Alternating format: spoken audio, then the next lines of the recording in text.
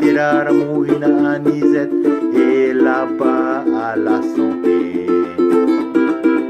Awe te nene he tohe poroiki e Yahi ohi a mai e nā te atea e Haere mai taua a piti te rara mohina anisette et là-bas à la santé. A, E, I, O, E, rā te au